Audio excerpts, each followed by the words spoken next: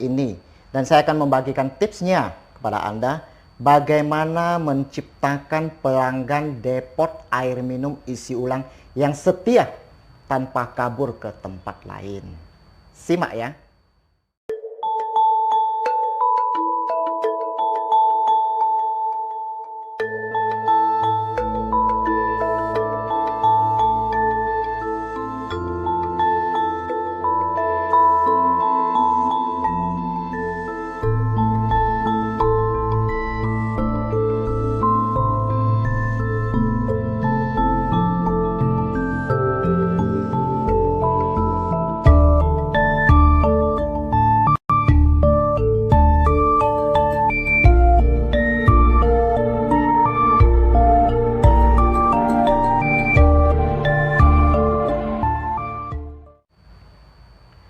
Anda jangan berpikir bahwa buka usaha ini harus di pinggir jalan baru bisa maju. Selama 10 tahun usaha yang saya geluti ini sampai sekarang masih berada di gang. Jadi sebenarnya tidak ada alasan kalau Anda benar-benar mau melakukannya. Siapa bilang depot air minum isi ulang tidak enak? Saya seringkali tinggalkan bisnis ini keluar kota, bahkan kadang-kadang selama 1 bulan. Dan bisnis ini jalan secara otomatis sendiri.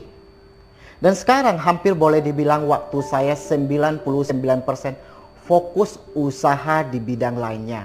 Dan depot air minum isi ulang ini bisa berjalan sendiri. Jadi sebenarnya enak kan kalau tahu cara mengelolanya dengan baik. So, simak terus ya video ini sampai habis.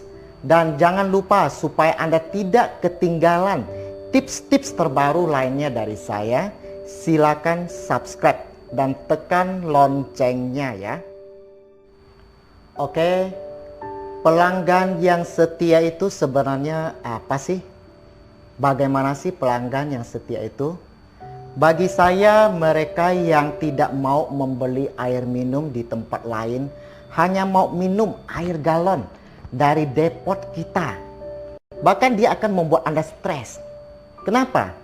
Karena ketika Anda tutup, mereka ada yang sebagian tidak mau minum lagi air yang dari penjual lainnya. Stres kan Anda? Jujur saja, di samping stres saya cukup bangga akan industri ini. Dan saya semakin yakin bahwa industri ini kalau dikelola dengan baik pasti bisa maju. Oke, berikut saya akan kasih tahu bagaimana tipsnya supaya Anda bisa menciptakan pelanggan yang setia yang tidak akan pergi ke tempat lainnya. Yang pertama, yaitu Anda harus cuci galon. Jadi sebenarnya setiap galon yang kita bawa pulang dari pelanggan kita harus cuci sampai bersih. Kenapa? Karena kita bisnis air minum. Kalau namanya bisnis air minum, segala sesuatu yang kita masukkan ke dalam mulut kita haruslah bersih. Dengan penampilan bersih, orang akan gimana ya? Mereka punya image pasti, wah ini pasti bagus punya gitu loh. Jadi kalau pastikan kalau misalkan kita cuci galon, jangan sampai galon itu kotor banget gitu. Cuci galon itu paling penting ya. Selama 10 tahun pertama kali saya cuci galon. Sampai sekarang pun saya tetap cuci galon. Ya, itu yang paling penting. Kemudian tips yang kedua yaitu pada saat Anda pengisian. Nah, banyak sekali saya jumpai depot air minum isi ulang maunya isi galon itu cepat. Isi galon cepat. Bahkan ada yang sampai sudah ramai sengaja dia punya depot air minum isi ulang itu lemarinya dibiarin terbuka.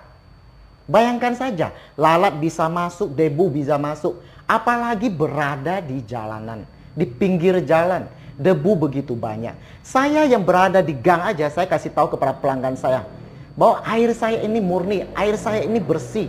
Anda bisa lihat cara kerja di depot saya sendiri. Setiap kali pengisian saya pastikan bahwa karyawan saya harus tutup pintu saat pengisian. Kenapa harus tutup? Karena debu apa saja bisa masuk saat kita pengisian. Itu sebabnya kita harus tutup. Karena itu akan menjaga kualitas air minum yang akan kita bawa kepada pelanggan kita. Satu hal kalau misalkan pelanggan kita meminum air kita, di mana ditemukan ada suatu benda-benda yang aneh gitu di dalam air galon dia. Bagaimana? Mereka pasti akan komplain, mereka pasti akan kecewa, bukan? Nah, oleh sebab itu kalau misalkan kita tahu, kita harus benar-benar menjaganya dengan benar, jadi merawatnya. Jadi pas kita pengisian, kalau bisa diutamakan kita tutup pintu. Itu yang paling penting. Yang selalu saya lakukan di depot saya selama 10 tahun ini. Oke. Kemudian yang ketiga, sekarang zamannya bisnis internet. Orang malas untuk membeli pulsa lagi. Sebenarnya bukan malas, mereka mau hemat karena di rumah sudah ada wifi. Di rumah nggak ada wifi pun mereka memakai kuota pun sangat boleh dibilang hemat sekali. Ya, orang sekarang udah jarang mau SMS. Jadi penting sekali kalau bisa kita punya layanan WA. Bilang kepada pelanggan kita, "Oh, Bu, Pak, sekarang kita ada layanan WA ya. Anda kalau mau pesan air minum di tempat saya, Anda boleh WA ke saya." Kan enak, enjoy. Semua orang rata-rata sekarang punya WA. Bahkan anak kecil aja sudah punya HP, sudah bisa WA. Benar nggak? Jadi gampang. Kita juga mau nanya mereka, "Bu, udah habis belum Bu air galon yang di rumah?" Kita juga tidak perlu harus mengeluarkan pulsa biaya yang terlalu banyak. Jadi itu WA kita manfaatin aja. Ya, itu yang nomor 3. Kemudian yang nomor 4 adalah kita harus buat jadwal. Ya, di tempat saya selalu buat jadwal. Kenapa saya buat jadwal? Karena ada sebagian pelanggan saya yang merasa kalau misalkan mereka di rumah, mereka sibuk sekali, kadang-kadang tidak bisa mengontrol airnya. Airnya sudah habis, mereka telepon kepada kita. Sudah sampai habis banget mereka telepon kepada kita. Akhirnya kita buru-buru untuk mengantar kepada mereka. Kadang-kadang kita tidak sempat langsung untuk mengantar kepada mereka. Oleh sebab itu kalau misalkan kita melakukan jadwal, kita tahu bahwa pelanggan ini sering lupa jadwalin. "Bu, bagaimana ya kalau misalkan saya 2 hari sekali saya datang ngecek?" Kan lebih bagus. Mereka juga tidak perlu kontrol, mereka juga tidak perlu harus WA, karena mereka sibuk. Kebanyakan orang sibuk. Yang pesan air minum di tempat kita, kebanyakan orangnya sibuk. Jarang bisa mengontrol. Sebagian kecil doang, paling sekitar 10%, 20% yang benar-benar bisa mengontrol. Kebanyakan adalah mereka tidak bisa mengontrol. Itu sebabnya kita harus bikin jadwal. Oh, 2 hari sekali pelanggan ini saya bikin jadwal. Oh, 3 hari sekali saya bikin jadwal. 3 hari dia pasti habis 2 galon. Saya bikin jadwal. 3 hari, 4 hari, 5 hari dia pasti pesan saya 4 galon. Saya bikin jadwal seperti itu. Nah, itu yang saya lakukan. Oke? Kemudian yang paling penting adalah bisnis pelayanan. Nah, ini sangat penting dan saya melihat bahwa bisnis jangka depan, jangka masa depan yang bisa berhasil sekarang, yang bisa bertahan sekarang adalah bisnis yang pelayanannya terbaik. Kenapa saya bilang begitu? Salah satu contoh saja saya melihat bahwa BCA, Indomaret, ya saya katakan seperti itu, McDonald, sudah berapa lama bisnis seperti itu mereka? Puluhan tahun. Bahkan yang sudah sampai ratusan tahun, sampai sekarang masih bertahan. Kenapa mereka bisa sampai bertahan begitu lama? Jadi kalau kita mau bikin besar, kalau kita mau bisnis kita besar, kita ikutin saja cara yang mereka lakukan. Apa sih cara-cara yang mereka lakukan? Terima kasih. Itu yang paling penting kita harus lakukan. Sekarang saya temukan banyak sekali. Di pasar saya membeli sayur, saya membeli buah, saya membeli sesuatu pakaian dan lain sebagainya. Sekarang jarang sekali melekat kata-kata terima kasih ini. Entah kenapa saya juga lupa. Saya juga nggak tahu gitu loh. Padahal terima kasih itu tidak perlu bayar. Cuma ngomong dari mulut saja. Terima kasih. Terima kasihku. Gampang sekali. Kenapa tidak mau kita ucapkan? Benar nggak? Pelanggan sudah setia. Sudah datang memberi uang kepada kita. Sudah memberikan keuntungan kepada kita.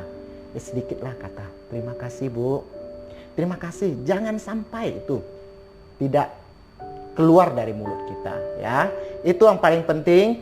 Kemudian juga maaf. Ini saya belajar dari perusahaan-perusahaan besar. Kita lihat aja, sekarang misalkan kita komplain, PLN lah, padam gitu. Kita komplain aja. Atau misalkan kita komplain Telkomsel, jaringannya kurang bagus, kita telepon. Apa kata-kata yang pertama dikeluarkan oleh karyawan di PLN atau karyawan di Telkomsel dan lain sebagainya, perusahaan-perusahaan besar? Mereka pasti pertama akan bilang, maaf Bu. Padahal sebenarnya mereka tidak salah kok. Benar nggak? Mereka tidak salah. Tapi mereka selalu mengucapkan, maaf Bu. Maaf Bu.